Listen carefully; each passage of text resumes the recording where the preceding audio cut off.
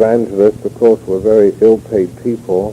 One of the things that they certainly could not afford were pairs of shoes and socks, and most of them simply had bits and pieces of clothing that may have been given to them on the mission station when they visited it. And so it was felt that these African students in the upper middle school, being dressed as they were dressed in a manner that could not be sustained on the sort of salary that would be obtained as teacher evangelists in a rural area, this would be a discouragement to them to enter into this work of being teacher evangelists. Therefore, the missionaries felt that this whole effort to encourage the young Africans to dress in a reasonably becoming manner was misguided, and that it would undermine the incentives that they might have had to get into the work of being missionaries to their own people. I'd like to make a few comments now on what seemed to me to have been the reactions of the Kaandi people, first of all to SAGM missionary work in the 1940s, especially to its educational work.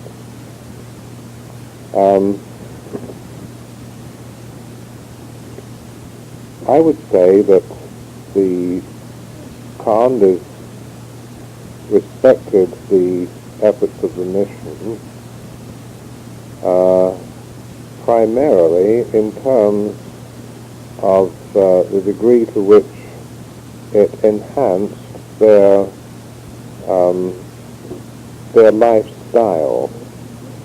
I'm not trying to suggest that they were particularly a particularly self-centered people, or that they appreciated others only in terms of the extent to which those people contributed to their well-being. I think it is true to say, however, that with some quite outstanding exceptions, the specifically spiritual or religious elements of missionary work were not those that commanded the admiration of the Kaandi people as a whole.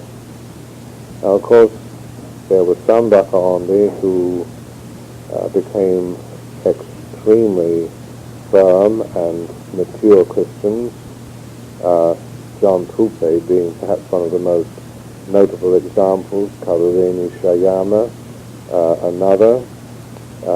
These men, I think, would take almost the same view of missionary work as the missionaries themselves would, namely that the basic need of the Kaandi people was to learn about God, to learn how to relate properly to God, to learn therefore the message that is embodied in the life and death of Christ, and to encourage as many Bakaandi as possible to become followers of, disciples of Jesus Christ.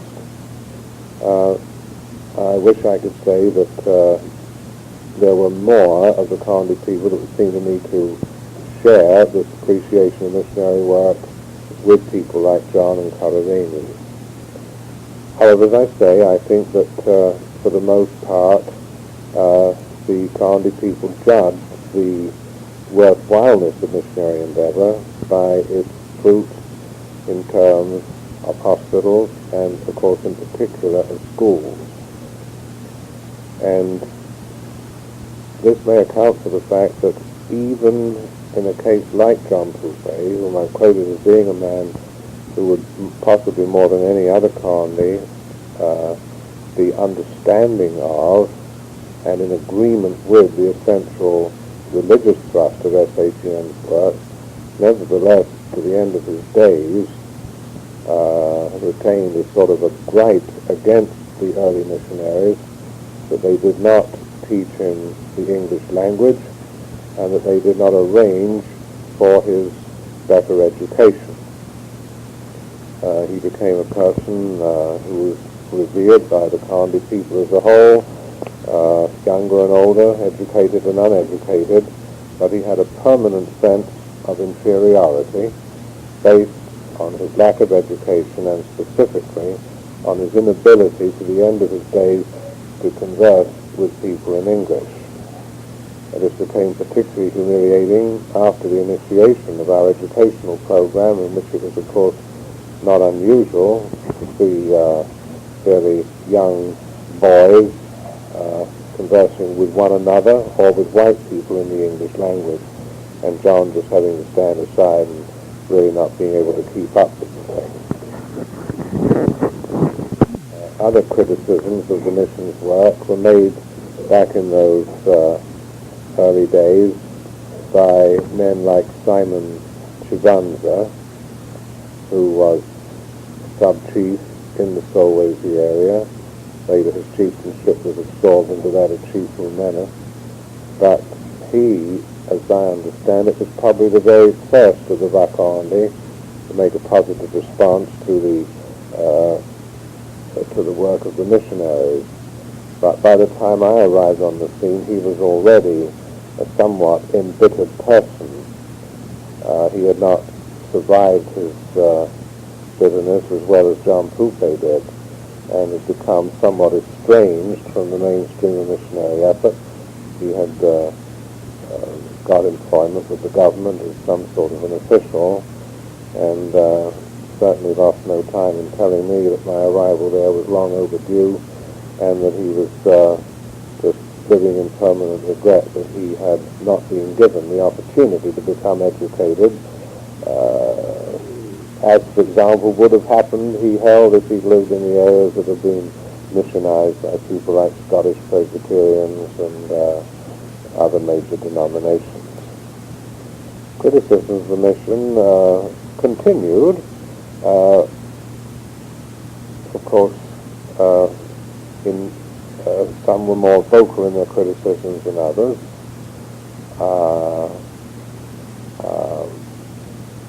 Mashini Mweku, who was very active in the 1950s in the movement towards African independence, was very, very outspoken on the inadequacy of the efforts of the South Africa General Mission to introduce a betterment in the lifestyle of the Kaandi people. And there were others who made similar criticisms. Subsequently, and this really is relates to the time after I left, but on return visits to the northwestern part of northern Rhodesia or Zambia, these things have been voiced to me by Africans, and the same opinion has been expressed to me by fairly high officials of the Zambian government who kept in touch with me by letter.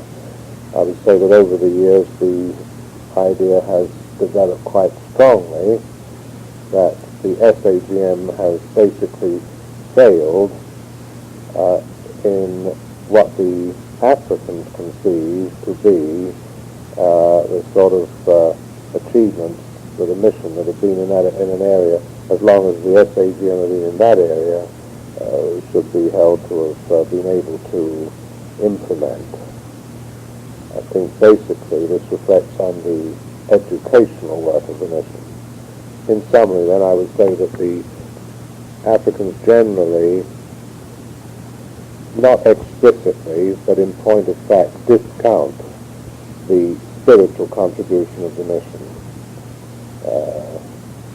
I don't think they're entirely insensible to it, but I think they discount it in terms of what they feel is a major contribution to Kaandi life. I think they're to some extent grateful for the medical contributions the mission has made, but in the educational sphere, which is a major sphere of concern for them, I would say that most consider the mission has been somewhat of a failure. With regard to the attitude of the Vakandi to government officials back in my day, I would think probably in the 1940s one can only describe it as being submissive. It was in the 1950s that we first sensed any major resentment of imperialism. Now, it could well be that in other parts of what is now Zambia, this sense of resentment predates 1950. But speaking my own experience, it would seem to me that essentially the Kandi people of the 1940s were submissive to what they regarded, I would think, as a basically benign form of government. I would even say that there was very little resentment, for example, over the matter of taxation, which was at extremely marginal levels in those early days. I don't think they felt that they were being taxed for nothing either. It was possible, of course, to call on police for protection in emergencies. There was evidence that schools were coming into being. It was known that the government substantially financed what we call mission education or mission hospitals. And I think I would just say again that in the 1940s there was a sense that the government was benevolent and there was an essential submissiveness to the authority of the colonial government. In the 1940s there was nothing like the mass exodus to the Copper Belt that there came to be very early in the 1950s. It was largely a movement of men. The women and children were left behind. However, the impact even of this relatively small-scale migration was soon felt. It resulted in the introduction, first of all, of course, of more money into the rural economy than had been there before, but possibly even more significantly than that, of the bringing back from the urban areas all manner of bits and pieces that have not previously been seen in the rural areas. Some bought, some just brought back by whatever means, such as immense flash lamps and pairs of boots and enormous overcoats and so on. Later on, of course, I suppose one of the major things that was brought back were radio sets, bicycles. In other words, in terms of clothing and of somewhat possibly unnecessary accessories to the rural African homes, in terms of money and the things that money can buy, in terms of additions to the diet of elements like bread and tea and sugar. All these ways the traditional lifestyle of the Rocklandia underwent a progressively greater change as a result of the visits for various periods of the men from the villages to the Copper Belt area for work. I'd like to try to evaluate the impact of the increasing migration of Rocklandia to the Copper Belt on their attitude to the value of schooling and of the other social services offered by the mission, in particular the medical ones. I think I have to say that I really can sense no evidence that the African with experience on the Copper Belt was any more clamorous for or cognizant of the value of education than the Africans who remained in the bush. I think it might even be established that those who remained in the rural areas were more clamorous for improved and more extensive education than those who went to the copper mines. Now, there may be a reason for this in that many of those who went out to the copper mines had little in the way of formal education. Indeed, very often it was those who couldn't make the grade in school who then went off to the Copper Belt. But once out there, they found, of course, that without too much problem, they could earn a great deal more money and some of the better educated Africans could earn, who remained in the bush as government clerks and teachers. And the higher the wage, of course, the greater, I suppose, the sense of superiority. And there was no evidence that I can think of to suggest that Africans coming back from the Copper Belt had any exalted view of the value of education, nor that they were foremost in urging the young people of the tribe to get into school. Nor do I see any evidence that they urged their friends and relatives in the villages to take advantage of the mission's medical facilities, in particular those at Mukingi and the lesser ones at Mutanda. One would have thought this might be the case, but it would seem to me that the rural Africans, possibly because their need of medical help was more pronounced, they had less prophylactic medicines handed out to them on a regular basis than the mine employees would have. Medical facilities were far less available and accessible.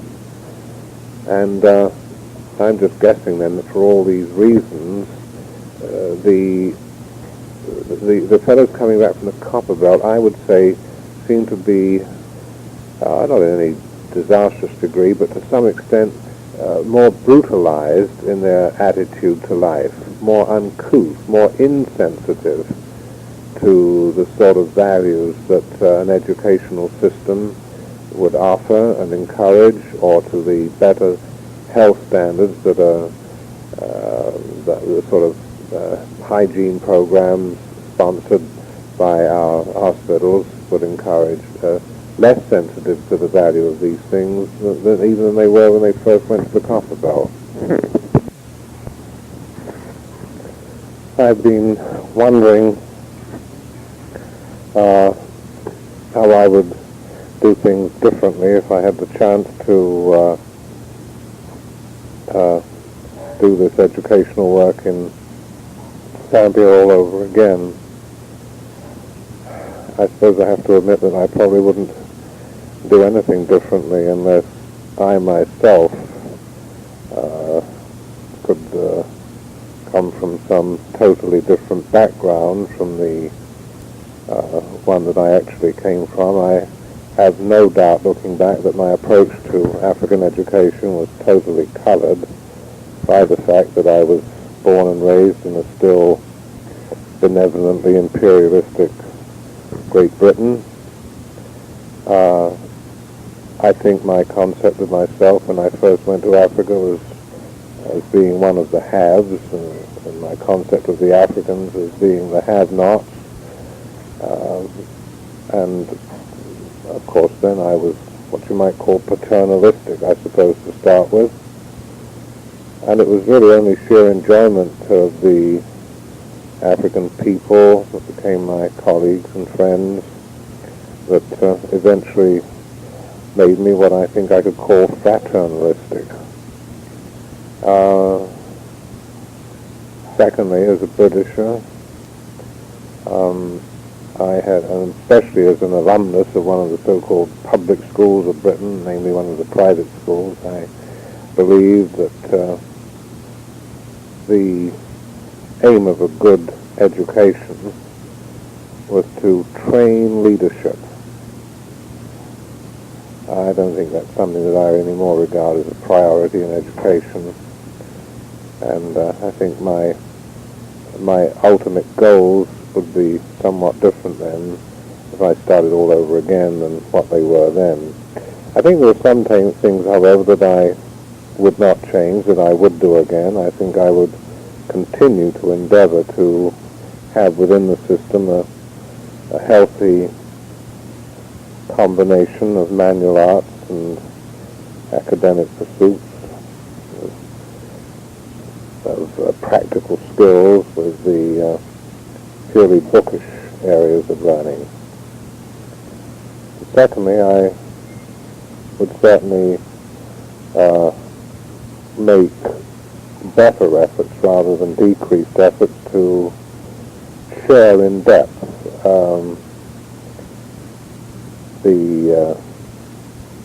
my Christian faith and the principles of the Christian faith with the students, and this would not be for any purpose of mere proselytizing to one branch or another of the Christian religion. It would be out of a deep conviction that Africans, like all other people in the world, seem to go sadly adrift without this faith. If during these years of independence all too many Zambians have become the helpless victims of alcoholism, it's certainly not because they've heeded and followed the sort of teaching they got in a school system like ours. It's rather because they have they just have not heeded it. And the blame for that, of course, is as much on ourselves as on them.